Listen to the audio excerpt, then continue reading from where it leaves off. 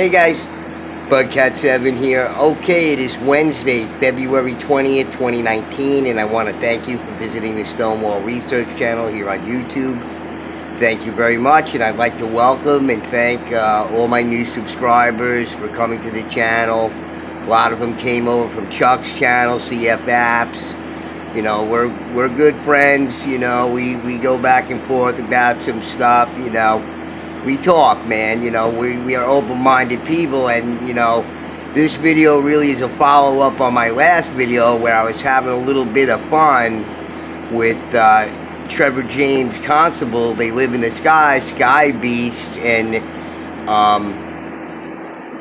you know, atmospheric organisms, and you know, like I said, you know, I had wondered about these things, and when, you know, way before I knew about, you know, Trevor James Constable's work, I wondered about these things because, you know, I'm a big Star Trek fan, you know, and, you know, Roddenberry had in, you know, the series, the original series, and it's not just this, it's in sci-fi, just, you know, from the inception of sci-fi, you know, that, you know, creatures could live in space, you know, that, you know, use your imagination. This is about using your imagination. That's how problems are solved, folks, by people using their imagination. You know, like what's his name, Thomas Nash, I think, or whatever, the Beautiful Mind guy. You know, he had a dream. You know, this is how problems are solved, by really super smart people. They use their imagination. So, you know, the notion about, you know, things living in space is certainly not new. It's, you know, grown up with sci-fi, and, you know, even before that, you know, when you look at, you know, these UFO channels, they trace, you know, the sort of belief of things that live in the sky all the way back to the past. But, you know, Trevor James Constable's, you know, trying to come up with a more rational explanation. And what I was saying was, I started talking about the dragonfly, and, you know, I wasn't talking about the darning needle, but darning needles too, and about, you know, their amazing ability to change direction in an instant, and how if I could shrink you down to a little tiny size and strap you to the back of a dragonfly, you probably wouldn't last very long, because these things just move, you know, at incredible speeds, you know, comparatively. So, in any case, you know, but, you know, my point with all of this is, and, you know, here's, you know, Moya from Farscape, that science fiction show, Farscape, you know, she's a biomechanoid. Here's her and her baby, Palin, right? Biomechanoid, you know, that's, you know, from Farscape. And, you know, the Star Trek series, and, you know, things that live in space. Star Wars as well, you know. So, you know, the notion that things might live in space, you got to think about it, because, you know, we have some amazing creatures right here on Earth. And that's why I entitled my video here, Bioluminescence and Bioelectrical animals, and, you know, other animals with these abilities, that if these, you know, biomechanoid type silicon-based life forms, and like the reason why I'm saying silicon-based life form is because of the UFO chronicle case of Maury Island. This was this case right here. You see, it's on MUFON here. It happened in 1947. I thought it was the 50s, and I thought it was in New York State. This is in Washington State, and in the Puget Sound in Washington State. So, you know, close to where the original report of, you know, flying saucers. But if you read the account, this was, you know, reported to the FBI too. Let me read it to you. Dahl reported that on June 21st, he was on his patrol boat with two men, his son, and their dog. Around 2 in the afternoon, Dahl's boat approached the east shore of Maury Island. Maury Island is now attached to Vashon Island by a causeway road and is about 6 miles west of Des Moines, Washington. Dahl looked in the sky and saw 6 objects floating about 2,000 feet above the ship. The objects were made of some reflective metal, donut-shaped, and about 100 feet in diameter. The center holes were about 25 feet in diameter. Dahl said he also saw round portholes, what he thought was an observation window. 5 of the craft circled over the 6, would drop slowly. It stopped and hovered about 500 feet above the water. Dahl put to shore because he was afraid the center of the aircraft was going to crash into his boat. Once ashore, Dahl took several pictures with his camera. The lower ship stayed in position for about 5 minutes, with the others still circling above. One of the ships left the formation, moved down, touching the lower ships. The 2 kept contact for several minutes until Dahl said he heard a thud. Suddenly, thousands of pieces of what he thought were newspapers were dropping from the inside of the center ship. Most of the debris landed in the bay, though some hit the beach. Dahl recovered a few pieces, finding it was white, lightweight metal. Along with the white metal, the ship dropped about 20 tons of dark metal, which he said looked like lava rock, okay? When the lava rock hit the water, it was so hot that steam erupted. They took cover after several pieces landed on his boat. Some debris hit his son on the arm, burning him. Another piece killed his dog. Okay, so in any case, you can read about this story. I'll try to get a link in my description here. And, you know, it was an FBI file. They reported this. This guy was, you know, some sort of Marine officer or whatever it is. You know, he's a supervisor, you know, worked on the informal harbor patrol. So I guess, you know, it's like, you know, guys looking out at other guys' boats back in 1947. But it's an interesting account. And, you know, the reason when he said these lava rocks or whatever, I'm thinking to myself, these things are, you know, silicon-based life forms. They come to an oasis in space like Earth because of the resources we have here are all sort of, you know, perfect. And, you know, water is one of the resources that these things need. I'm just postulating. You know, this is my theory about it. That's what I thought before I even knew about Trevor James Constable's book, because that's what it sounded like to me. This thing is like, you know, taking a dump, you know, of whatever it is it ingested. And it has like a built-in, you know, hyperdrive, you know, like a Moya from Farscape, you know. Who knows? I'm just, you know, I'm using my imagination. That's what I'm doing. And I'm going by, and the reason why I'm doing that is because I have good reason and good cause to do that. Obviously, I said in my last video about how just, you know, animals on this planet are amazing and they live in the harshest and, you know, most inhospitable conditions where you wouldn't expect to find any sort of life at all.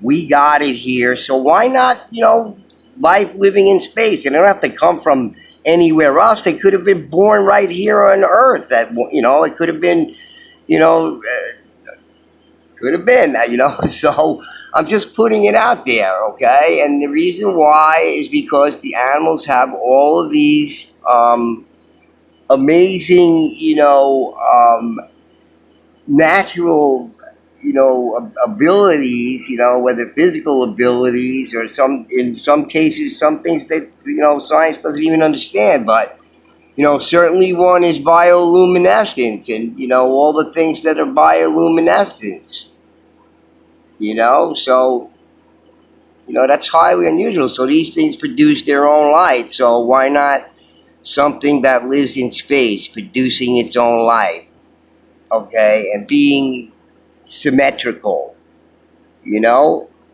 These things are aquatic, but we're talking about, you know, a similar kind of environment because they train, you know, astronauts in water tanks, et cetera, for a reason. So there's a similarity there that can be sort of, you know, conjectured.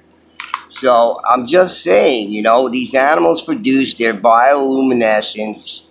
And, you know, that's highly unusual and very interesting, you know. So we know what that is, right? And how about animals that have bioelectrical qualities, okay? And here's a list of animals that use electricity, all kinds of animals that use electricity. Some more so than others. Here's a electric ray. It's not, you don't only have the fresh water, fish that, like there we go, the elephant nose there. All these animals are able to use electrical properties. Okay? Specialized receptors, dolphins, highly intelligent animals, right? They have all these qualities, electric eel, so we have animals that can produce electricity, right? Okay. Let's look at some of these thingies over here. Let's look at this thing here. I can get at it. Let me see. Look at these things. The radio larynx. If that doesn't look like something from outer space, but some of these things almost have like a perfect symmetry, but they look extremely alien. And, similar to, reports of people seeing things like this in the air, right? So think of the vast ocean of space. Think what could exist in there. Think of, the things that could develop naturally like that. Look at diatoms. I mean, the thing looks like it was manufactured in a factory, right? And here's what's very interesting here, the copepods, right? Listen to what they say about this. Just listen to it, okay? And think. Use your imagination, okay? Their specialized neural pathways give them acrobatic abilities that aren't seen anywhere else in the animal kingdom. Proportionally speaking, the copepod is technically the world's fastest and strongest animal. At less than 1 millimeter in size, they are capable of traveling 0.5 meters, 1.6 feet per second within a few thousandths of a second. This is a feat. Listen to this. Listen carefully to this and use your head. Okay? This is a feat of mechanical efficiency not yet achieved by any man-made motor. Okay? So, call me crazy or whatever, but I don't know. I think there's a lot of sort of inferred evidence here that, if something could. Look at this thing. Looks like a space capsule. Enterobacteriophage T4. Okay? Look at that thing. Alright? These are microscopic things that are like, machines, like biomechanoids. This forams, all of these things are, just unbelievable and extremely complex for such tiny things with so little cells in them. It's mind-blowing. Rotifers, this is the one with the gears in it. Okay? Rotifers, sometimes called quote-unquote wheel animals, are common microorganisms famous for their bizarre mouth parts. In front, 2 rings of cilia beat in synchronized motion to sweep food in the mouth. Behind these rotary organs lies a set of bony, highly articulated jaws. And the rotifer's jaws are just as intricate. Okay, it only has 1,000 cells in its body. This structure is amazingly complex. Okay, I'm just throwing it at you, okay? Use your imagination. Alright, here's another animal. Okay? So is it really far-fetched? I mean, really. Look at the cuttlefish. Look at what the cuttlefish can do. This is an amazing animal. It can just change the whole coloration of its skin in an instant. Based on receptor cells, it can change itself to the background. One side of its body senses what the background coloring is and shape and everything, and it projects it on its other side of its body. That's crazy. But look at how amazing that is, you know? And, you know, here's some animals just with amazing abilities that, you know, are not supernatural or, you know, ESP. They're just, you know, physical attributes that these animals have that are just, you know, amazing adaptations, okay? That you wouldn't think of some of these things or whatever. But, so this is why I say what I say, you know. You know, my theory about the, I forgot to talk about the Japanese flight, the commercial flight. This is what the pilot saw. This thing that looks like, you know, what he considered to be like a walnut shell or whatever it was, you know. So, you know, you got to look at these things like that, you know. You know, macro to micros, you know, so above, so below, you know. Look at these things. Look, you know, there's your spacecraft right there. Things that live in space. And why not? The things that live in places on this planet that nothing should be alive, should be living there. Why not in space? If life was started on this planet by something or anything or whatever it is, we have these, you know, millions of diverse, hundreds of millions of diverse species of living organisms or whatever it is. You're trying to tell me all that can live in every single environment on this planet, but not in space? I don't think that's really good logic, you know, to go right from, you know, everything on this planet that can live in these incredibly harsh, inhospitable environments that are just amazing, and all the stuff I just showed you right here, and just go straight to space aliens. You know? Why not be a little bit more, you know, pragmatic about it? You know, a little bit more home-based or whatever about it. Maybe those things that are what we call UFOs, yeah, sure, they can move at 16,000 miles an hour, whatever, because they're silicon-based life forms, and they have built-in hyperdrive. You know, just like our friend Moya from Parsky. All right? Just like these little animals that have built-in motors and stuff and camouflage, you know, they come into our atmosphere, bingo, light receptors in their body sense everything, and they're invisible whenever they want. They can turn off their invisibility on and off, just like the cuttlefish does right here on Earth.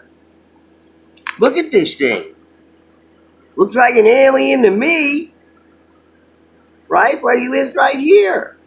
And he can do amazing things, okay?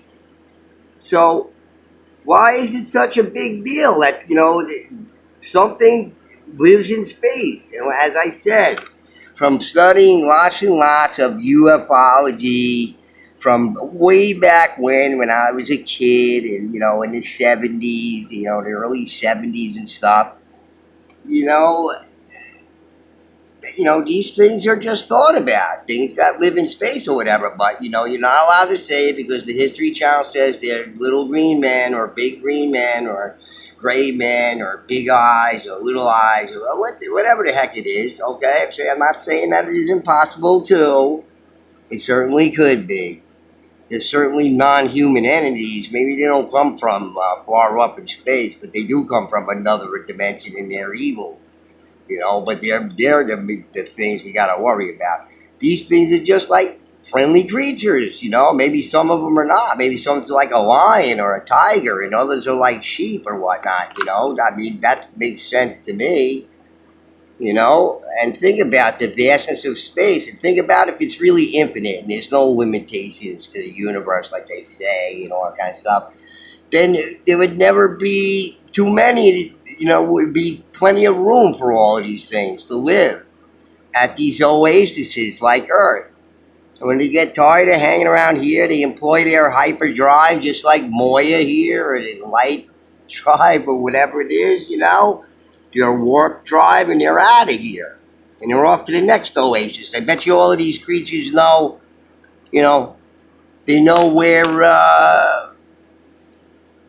all the oases are in the universe. If we can only talk to them, you know, maybe they can have some rudimentary language. And like as I said, they communicate. They don't have mouths. They don't make your voice in space and all that kind of stuff. So they communicate through telepathy. I'm just using my imagination, okay? Or chemicals, just like the creatures here. Use chemicals as a form of communication. They don't talk with their mouths, right? So they talk some other way. Maybe with electromagnetism, okay? Maybe these things are, these silicon-based life forms are, very electromagnetic in nature, like these other animals.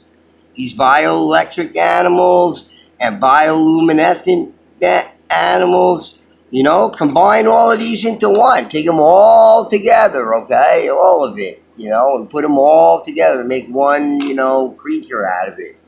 And that's what you got living in space. So, in any case, guys, I just, say use your imagination and sort of be a little bit more practical about it and more homegrown about it, right? Life started on this planet somehow way back when, or was seeded here or planted here, or came on an asteroid or comet. Who knows how? We don't know, but we have all of these amazing forms of animals and all kind of stuff, and they live in these, extremely harsh places. Why not space?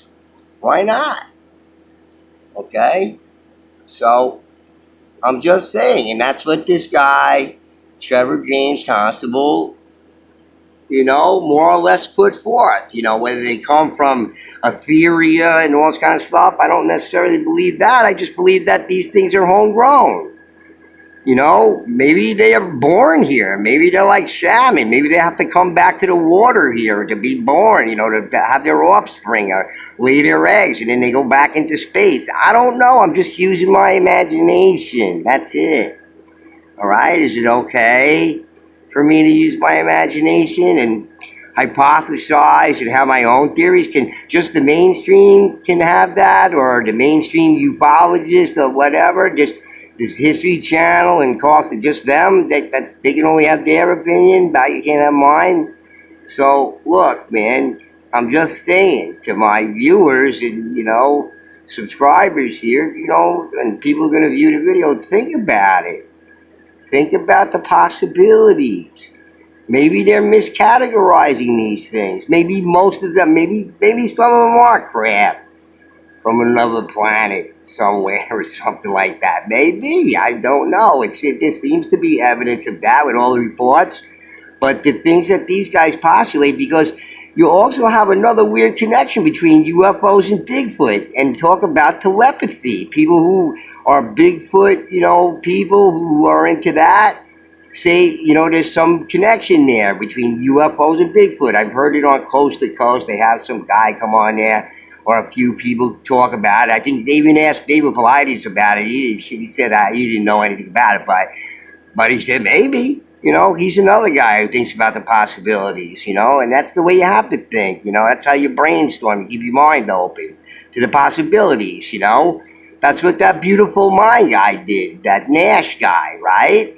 He worked for the Rand Group, right? They were like the Marvel and DC Comics, what if? What if Spider-Man fought Iron Man? It's like they were like a what if group. That's what they sat around. What if the Russians and the Chinese attacked us and they used this kind of weapon? They figured out strategies. The government gave them a list of what ifs, and they came up with the answers for those what ifs. These very intelligent people, they got the most intelligent minds they could get their hands on, and they said they handed them lists of what ifs every day, and they figured them out. All right? So what if things live in space? And what if they were homegrown and they were born here and they're a product of this planet? And maybe every planet that has living creatures on it has, space critters too. And sky beasts and atmospheric organisms. The atmospheric organism is just a different kind of organism that lives in the atmosphere or lives in space. It's a different kind of one.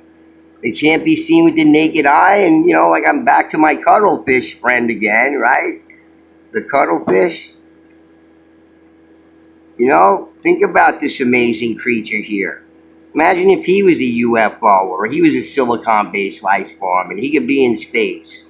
and he came into our atmosphere, he could just make himself the color of the sky, whatever color that is, in a second. And not only that, he's quick as shit. So, alright, I'm just throwing it at you guys. So anyway, let me end this video. I didn't want to make it too long, but I wanted to follow up with this video to talk about this topic a little bit more and what I thought about it.